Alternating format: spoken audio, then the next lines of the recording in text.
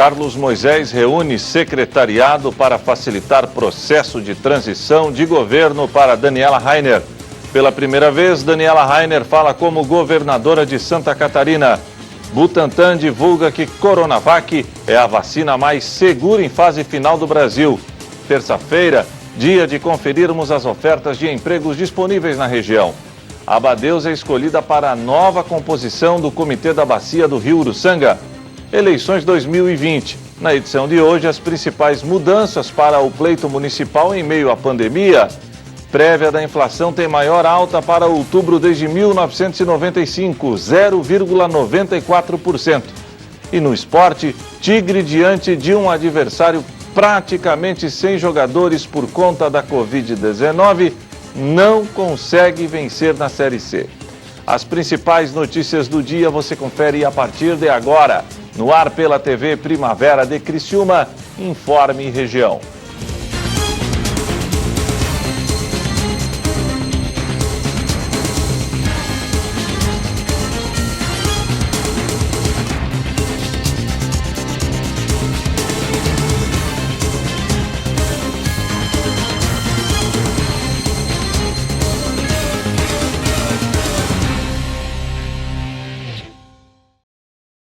Hoje é terça-feira, dia 27 de outubro do ano de 2020. A você que sintoniza a programação da TV Primavera de Criciúma, boa tarde. Em reunião realizada na Casa da Agronômica, o agora governador afastado Carlos Moisés colocou todo o secretariado de Santa Catarina à disposição da governadora em exercício Daniela Rainer e pediu continuidade do trabalho que está sendo realizado. O governador Carlos Moisés convocou uma reunião de colegiado com a presença da vice-governadora Daniela Rainer para colocar a equipe de gestores estaduais à disposição da futura governadora em exercício. O chefe do executivo destacou que a reunião ajudará no processo de transição da gestão administrativa. Rainer assume o governo do estado por até 180 dias a partir da madrugada desta terça-feira, após decisão do Tribunal Misto de Impeachment.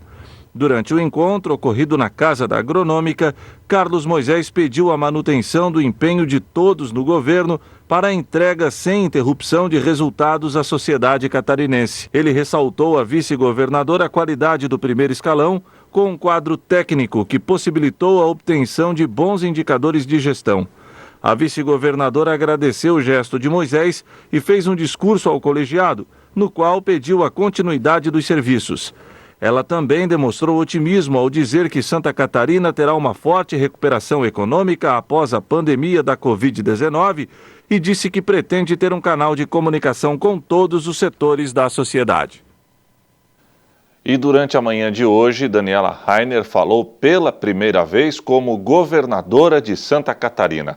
A nova chefe do Executivo Estadual conversou com jornalistas na capital do estado. Confira. Natural de Maravilha, no oeste do estado, Daniela Rainer, de 43 anos, falou pela primeira vez como governadora de Santa Catarina. A conversa ocorreu na capital do estado. Antes de responder os questionamentos dos jornalistas, a agora chefe do Executivo Estadual fez um breve discurso falando como pretende governar o estado. Hoje a gente dá início a um novo capítulo de uma história que começou a ser escrita há 2 anos, quando chegamos a esse governo. Daqui para frente, com certeza, vamos conversar muito. Porque os senhores verão que uma das minhas diretrizes é estabelecer um canal eficiente de comunicação, tanto com os órgãos internos, quanto com os órgãos externos neste governo. Austeridade, simplicidade, integração, diálogo, eficiência, desenvolvimento e legalidade são mais do que palavras e são compromissos deste governo. Em meio à pandemia do novo coronavírus, a governadora confessou que vai reavaliar os decretos estaduais, porém deixou claro que fará tudo com muita paciência em virtude dos cuidados com a saúde pública que o momento singular exige. A questão dos decretos tem que ser analisadas. A gente sabe que as prefeituras regulam isso também, têm o poder de regular. e sempre vale a regra mais restritiva. O meu compromisso é não ser a regra mais restritiva. As prefeituras têm essa autonomia. O que eu acredito nesse caso é que a gente realmente deva... É uma situação muito incerta. Hoje a gente tem mais diretrizes do que se tinha no início da pandemia, mais resultados, mais respostas já, mas o foco é a gente avaliar cada situação específica, cada caso específico e ver se a gente pode avançar ou recuar de acordo com os critérios do Ministério da Saúde também. E, evidentemente, que existem também pareceres do Judiciário, do próprio STF, que precisam ser considerados, mas, com certeza, a minha intenção, a minha fala sempre foi de prevenção, de cuidados com a saúde individual e coletiva, sem prejudicar o setor econômico. Apesar do apelo do agora governador afastado Carlos Moisés para que Daniela não promova mudanças no secretariado, a governadora disse que modificações no alto escalão do governo deverão sim ocorrer. Eu acredito que algumas mudanças essenciais devem vir nos próximos dias. Não há, o único nome fechado até o presente momento é a da Casa Civil, que era uma situação que eu fazia questão de vir até aqui com o chefe da Casa Civil junto comigo. E como eu falei, as mudanças serão feitas de forma harmônica, até porque precisa se fazer uma transição, a gente não pode deixar o Estado parar, e serão feitas com muita responsabilidade na medida em que forem necessárias. O diretor do Instituto Butantan, Dimas Tadeu Covas, e o governador do estado de São Paulo, João Dória, anunciaram que a vacina contra o coronavírus em desenvolvimento pelo Instituto Butantan é, segundo eles, a mais segura em fase final de testes no Brasil.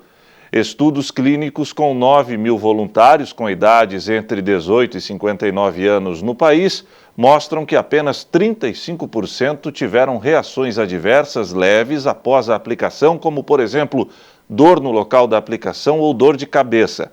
Não houve qualquer registro de efeito colateral grave durante a testagem. No entanto, é importante ressaltar que não há nenhuma comprovação sobre a eficácia do medicamento na luta contra o coronavírus. A vacina começou a ser testada em voluntários brasileiros em julho e até agora os resultados são promissores. Foi o que anunciou o governo do estado de São Paulo. Os primeiros resultados do estudo clínico realizado no Brasil comprovam que entre todas as vacinas testadas no país, a Coronavac é a vacina mais segura, a que apresenta os melhores índices e mais promissores no Brasil. E é, de fato, a vacina mais avançada neste momento. Os estudos clínicos realizados até agora, com 9 mil voluntários, apontaram que apenas 35% deles apresentaram reações adversas leves, como dor no local da aplicação da vacina ou dor de cabeça. De acordo com o governo do estado de São Paulo, nenhum paciente que recebeu a Coronavac apresentou qualquer tipo de efeito colateral grave. Todas, com exceção da vacina Butantan, tiveram efeitos colaterais grau 3, que são os efeitos mais importantes quando se avalia uma vacina.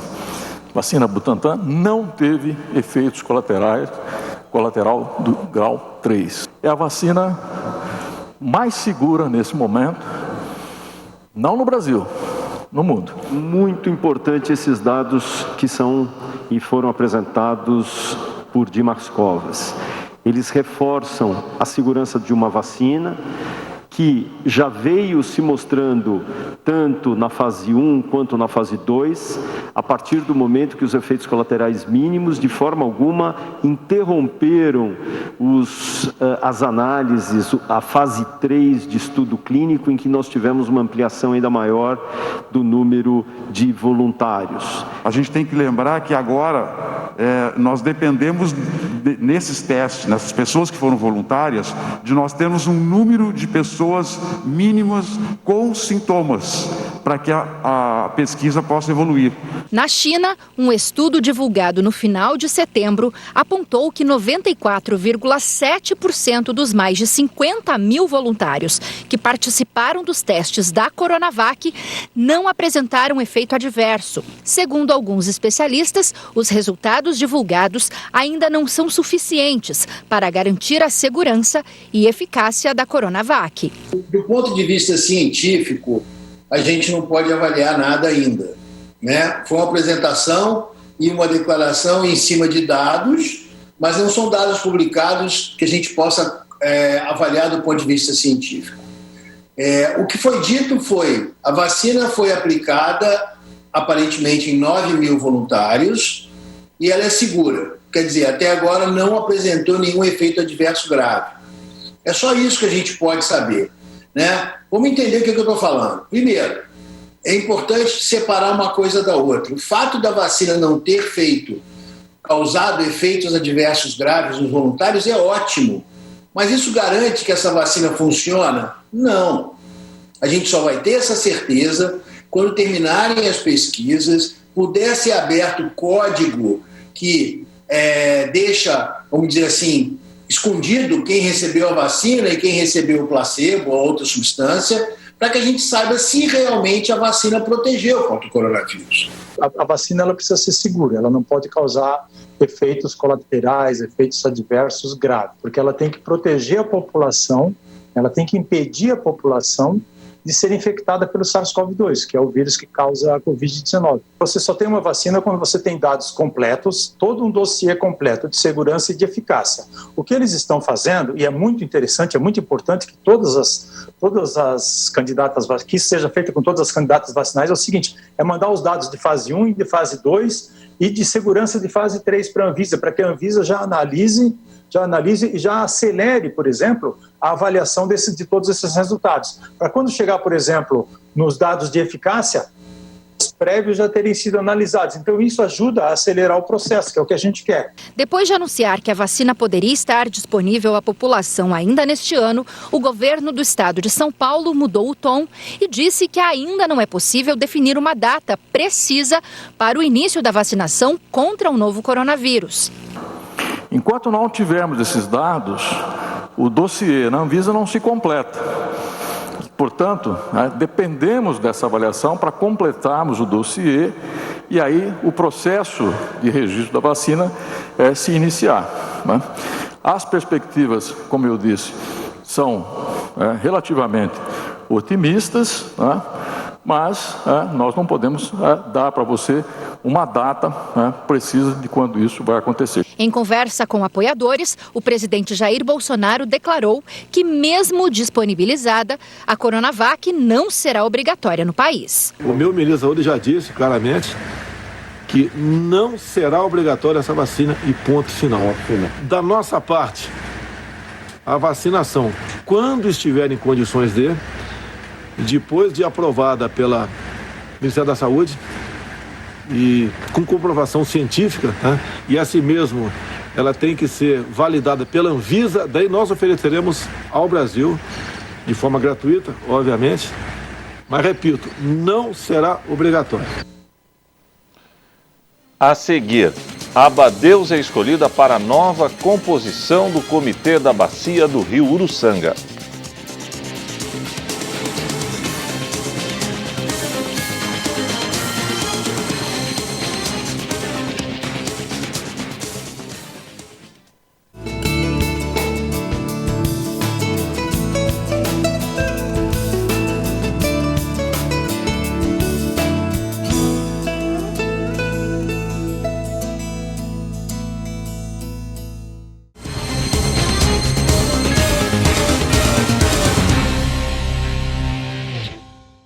Atenção, você que busca por uma vaga no concorrido mercado de trabalho. Terça-feira é dia de conferirmos as ofertas de empregos disponíveis na região. Mecânico, auxiliar de mecânico automotivo, costureira com conhecimento em modinha, operadora de caixa, vendedor externo, analista de processos de negócios, atendente e motorista, consultor comercial de vendas complexas, ajudante de motorista, passadeira, auxiliar contábil, auxiliar administrativo, técnico em eletrônica, confeiteira com experiência, auxiliar de cozinha, vendedor, motoboy, designer de sobrancelhas, coordenador de vendas, montador de estruturas metálicas, setor fiscal, atendente, consultora de crédito consignado, serviços gerais, empregada doméstica, auxiliar de dentista, operador de televendas, operador comercial, operador mesa de negócios, televendedor, gerente de loja conceito, técnico em enfermagem com experiência, representante comercial, designer, assistente de auditoria, assistente administrativo, assistente societário, limpeza geral. Interessados devem buscar mais informações através do site da Associação Comercial Industrial de Criciúma, ASIC, acicri.com.br, na aba Banco de Talentos. A Abadeus foi escolhida para a nova composição do Comitê da Bacia do Rio Uruçanga. A instituição de Criciúma é uma das entidades representantes do segmento da população da bacia. A Associação Beneficente Abadeus de Criciúma é uma das escolhidas para a nova composição de entidades membro do Comitê da Bacia Hidrográfica do Rio Uruçanga. A eleição ocorreu por meio de plataforma virtual e foram definidas as instituições representativas do segmento da população da bacia. Na oportunidade, também foram eleitos os representantes dos segmentos de usuários e de órgãos públicos federais e estaduais. No novo comitê são representantes da Abadeus os professores José Carlos Virtuoso e Heitor de Jesus Mota. Com critérios definidos ainda durante a 52ª Assembleia do Comitê, em setembro, o pleito desta semana teve como objetivo a redução de 40 para 30 vagas. Elas foram distribuídas entre os segmentos de usuários de água, órgãos públicos federais e estaduais e população da bacia. Essa última sendo composta por representantes dos poderes executivo e legislativo municipais, de organizações civis de recursos hídricos e entidades não governamentais de interesses difusos e coletivos. A Abadeus ingressou no comitê em 2019. Atualmente desenvolve o projeto Cristo Redentor Mais Verde, iniciativa de caráter permanente voltada à revitalização ambiental de determinados espaços do bairro Cristo Redentor, onde está sediada. Segundo a diretora executiva da instituição, Shirley Monteiro, entre as ações previstas no projeto está a recuperação de áreas do bioma Mata Atlântica com implicação direta sobre os recursos hídricos e a revitalização de uma praça em parceria com o poder público. As atuações têm o intuito de garantir a recuperação do ecossistema local, promover a mobilização da comunidade para a participação nos processos de transformação do ambiente e melhorar a qualidade socioambiental. A estimativa é beneficiar uma população aproximada de 5.000 habitantes do território, além de abranger indiretamente em torno de 25.000 pessoas, pois inclui os bairros e as comunidades adjacentes. Para isso, o projeto trabalha ainda ações de educação ambiental continuada junto aos moradores, a fim de desenvolver uma cultura de preservação, cuidado com o meio ambiente e sustentabilidade. Eleições 2020. Confira agora as principais mudanças que ocorrerão no pleito municipal deste ano em meio à pandemia da Covid-19. Dia 15 de novembro, milhões de eleitores vão às urnas escolher prefeitos e vereadores. Entre as mudanças está o fim das coligações para vereador. Lembra como foi nas eleições de 2016? Os partidos formavam chapas que funcionavam como uma única legenda. Assim, no caso da votação para vereador, que é proporcional, o voto era considerado primeiro para a coligação. Isso porque o total de votos recebidos por uma coligação é que definia quantas vagas ela teria na Câmara Municipal. Agora, o voto é computado primeiro para o partido do candidato escolhido pelo eleitor. Assim, fica mais fácil o cidadão saber qual projeto político está apoiando. O teto de gastos para campanhas municipais também vai ter mudanças em novembro. Os limites de 2016 foram corrigidos pela inflação, calculada em 13,9% de lá para cá. Nas cidades em que houver segundo turno, os candidatos vão poder utilizar 40% do valor definido para o primeiro turno. A relação completa com os limites de gastos para as cidades brasileiras está disponível no site tse.jus.br. A votação de novembro também tem novidades na divisão de verbas públicas. Este ano, o plenário do TSE definiu que os partidos devem distribuir o tempo de propaganda na rádio e na televisão e os recursos do Fundo Especial de Financiamento de Campanha de forma proporcional para candidatos negros. Há momentos na vida em que cada um precisa escolher de que lado da história deseja estar. Pois hoje nós, o Tribunal Superior Eleitoral, nós afirmamos que estamos do lado dos que combatem o racismo. Estamos do lado dos que querem escrever a história do Brasil com tintas de todas as cores. Uma preocupação que tem sido crescente nas últimas eleições é o combate às fake news. O tribunal fez, por exemplo, parcerias com plataformas digitais e tomou outras providências para evitar a contratação de disparos em massa de propaganda eleitoral. O TSE ainda elaborou campanhas para conscientizar o eleitor sobre o perigo das notícias falsas. Essa divulgação de boatos e notícias falsas é letal para a democracia. Nada marcou tanto 2020 quanto a pandemia do novo coronavírus. A Covid-19 trouxe uma série de mudanças para a nossa vida e, claro, para as eleições. A primeira foi o adiamento do pleito para os dias 15 e 29 de novembro. O horário de votação foi estendido e agora vai de 7 horas da manhã às 5 da tarde, com as primeiras 3 horas sendo preferenciais para pessoas com mais de 60 anos, um dos grupos de risco.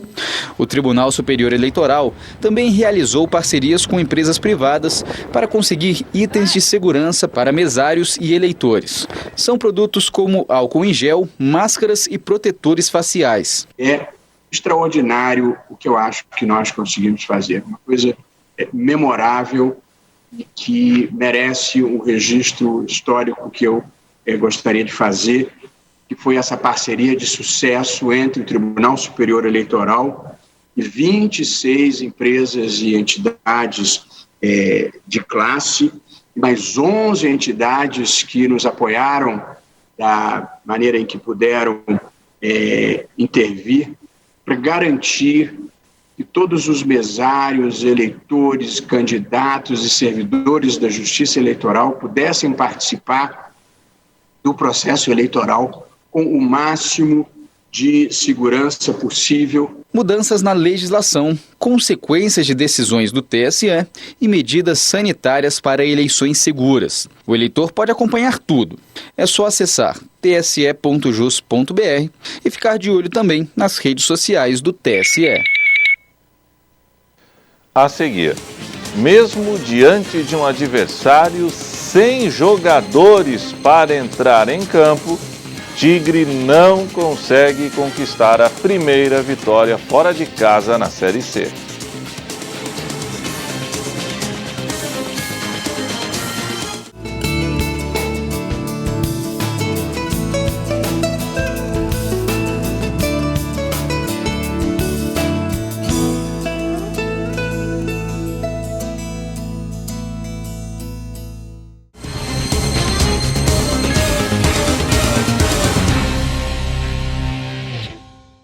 A prévia da inflação tem maior alta para outubro desde 95, 0,94%. O Índice Nacional de Preços ao Consumidor Amplo 15, que mede a prévia da inflação oficial do país, registrou essa alta de quase 1% neste mês. Esta é a maior taxa para um mês de outubro desde 1995, quando havia ficado em 1,34%. A taxa também é superior à de setembro deste ano, 0,45%. Está difícil levar para casa as marcas preferidas da dona de casa, que sente no bolso qualquer variação nos preços. A dona Ivonete veio às compras e está levando menos produtos do que de costume. Menos coisa, é só essencial mesmo. Só essencial, não tem como fazer aquela compra que a gente fazia antes, né? Por causa dos preços. Isso, tá demais, muito alto e tem muita coisa.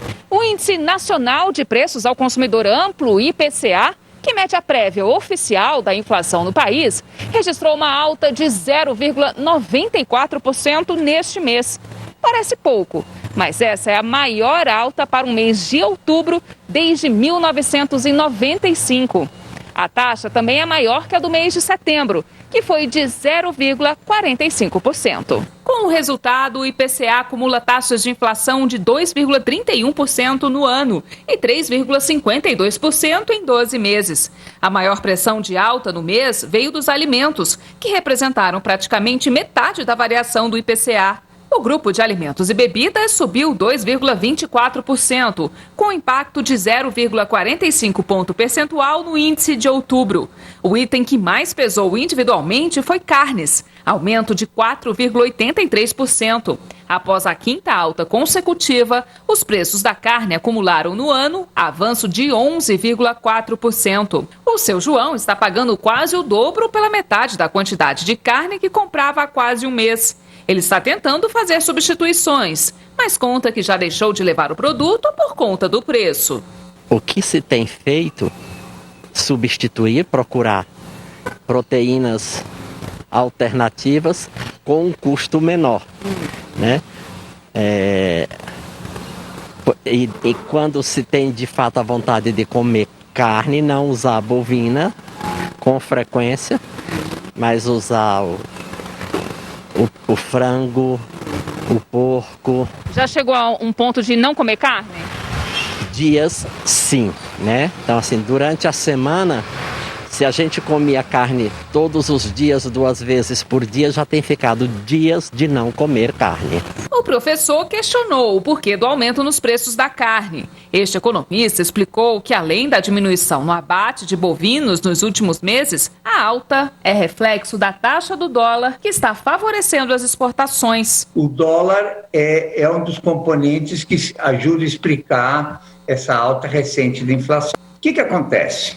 Imagina que 1 quilo de alcatra custa no mercado externo $6 e o dólar está a R$5, R$5 um dólar. Então, qual que é a conta que o dono do frigorífico faz? 5 vezes 6, 30. Esse é o preço que eu consigo pela carne lá fora. Por quanto que ele vai vender a carne aqui dentro? Por 30, no mínimo. Por quê? Porque senão ele vende lá fora. Ele 30 por 30, então coisa. Então, o que acontece se o dólar sobe de 5 para 6? Ele vai fazer a conta, $6 o quilo de alcatra lá fora, 6 vezes 6, 36.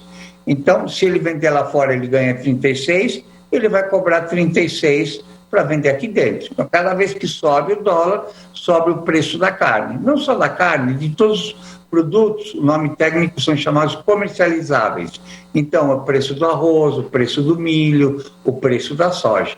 Os transportes, com taxa de 1,34%, também tiveram um grande impacto na inflação devido à alta de preços de itens como passagens aéreas, 39,9%, gasolina, 0,85% e seguro voluntário de veículos, 2,46%.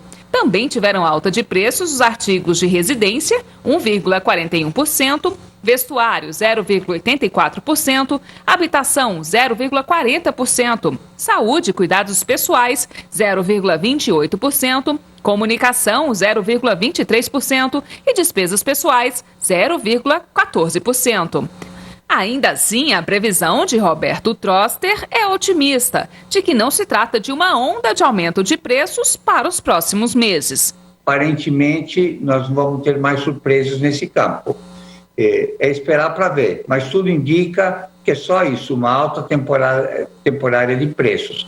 Fazendo uma analogia, quer dizer, a inflação seria se a gente entrasse numa subida, né, com o carro. O que parece aqui que foi só uma lombadinha e que já está ultrapassada. Ontem o Criciúma proporcionou um novo capítulo vergonhoso para o seu torcedor.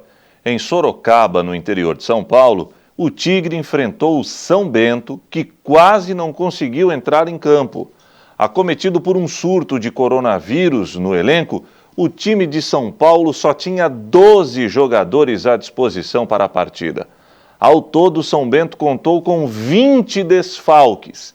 15 jogadores estavam infectados pela Covid-19, 4 estavam lesionados e um jogador estava suspenso pelo terceiro cartão amarelo. O goleiro reserva do time teve que atuar na linha para ajudar os seus companheiros. E mesmo assim, o Carvoeiro, com seu elenco completo, teve inúmeras dificuldades durante o jogo e, pasmem, quase perdeu o duelo. Ao final, o 0-0 acabou sendo vantajoso para o tricolor, que despertou mais uma vez o sentimento de frustração dos seus apoiadores. A DAZN, que é a detentora dos direitos de transmissão da Série C, desta vez não disponibilizou os lances do jogo, para azar, ou quem sabe, sorte dos torcedores. Porém, após a partida, o técnico Itamar Schul falou sobre o fraco desempenho dos seus comandados. Que no começo do jogo nós tivemos 2 chances de fazer o gol. O Michel do Tracongian, que poderíamos ter já aberto o placar e ter mudado o jogo, né? Ter mudado a postura da equipe quando você faz um gol ou 2, né? E tivemos a condição para isso. Depois, no decorrer do jogo, com a expulsão do Helder, a gente acabou ficando com um jogador a menos e aí você passa a ter maiores dificuldades dentro da partida. Mas em todo o contexto, foi uma grande partida, sem dúvida, mas foi um ponto conquistado importante nessa noite aqui frente a São Bento. Apesar da atuação vergonhosa, o técnico Carvoeiro defendeu seu grupo de jogadores. Não vejo se faltou ousadia, não posso dizer isso dos atletas, porque eu sei do comprometimento que eles têm tido, cada um deles, em busca da vitória. E nós colocamos uma equipe com 2 alas, né, jogando com o Foguinho e Marino se revezando, com o meia, com 2 atacantes, uma equipe buscando a vitória. Né? Nós chegamos numa linha de fundo 7 vezes, erramos o cruzamento, aí já não é falta de ousadia, aí é você ter a tranquilidade de acertar o cruzamento com os jogadores entrando sozinhos. Então tudo isso são detalhes que às vezes não nos ajudam, né? Mas em nenhum momento faltou procurar o gol ou tentar o gol, né? Eu vejo que as chances criadas não conseguimos fazer o gol. Na hora de fazer um cruzamento melhor, com jogadores entrando, às vezes até em superioridade numérica a nosso favor, nós erramos o cruzamento. Então essas coisas que tem que ser melhoradas, e elas são melhoradas da única forma que eu conheço, trabalhando, treinando, para que o atleta tenha essa condição de chegar no jogo e poder aproveitar melhor esses momentos, tanto da finalização como de um cruzamento ou de um passe. O comandante não concorda que o Criciúma teve uma atuação abaixo da crítica e ainda mandou um recado para o torcedor. Quanto à atuação, isso é uma opinião, cada um tem a sua opinião, né? Nós jogamos com uma equipe aqui, que entrou em campo do São Bento, jogadores que a gente conhece, cada um deu o melhor de si, da parte deles, né? E não teve essa história de foi esse ou aquele, quer dizer, eles colocaram uma equipe dentro de campo, os jogadores que vinham trabalhando, atuando, os jogadores que voltaram. Então a opinião de quem achou a partida fraca foi porque a gente também teve um homem a menos desde os 37 minutos, quer dizer, nós jogamos 56 minutos com um homem a menos, não é fácil para ninguém, né? Não é para ninguém, isso é ajuda. Então nós tivemos o jogador, o mesmo critério que o árbitro adotou com a expulsão do nosso jogador, não adotou com o número 8 deles, que podia ser expulso, foi critérios diferentes. Então nós tentamos, nós lutamos, nós procuramos, cada um dos atletas procurava fazer o melhor. Essa é a análise minha do jogo. Quanto ao torcedor, eu acho que o torcedor está que nem eu. Estou contente que nós estamos entre os 4. Qual é a busca do Criciúma? É ficar entre os 4. Então nós somamos um ponto fora de casa, estamos entre os 4. O objetivo nosso é terminar a primeira fase entre os 4, seja primeiro, segundo, terceiro, 4, nós temos que estar entre os 4. Então nós saímos daqui entre os 4. A gente entrou para dentro do campo hoje em 5º. A gente sai do jogo em 4º. Podíamos ter somado uma vitória? Podíamos, mas somamos um ponto, que é importante. Nós voltamos para casa em 4º, para jogar agora no próximo jogo contra a equipe do Tombense. E o Informe Região desta terça-feira fica por aqui. Está chegando aí o pastor Nelson com a oração das 6 e eu volto amanhã, se Deus assim permitir. Boa noite.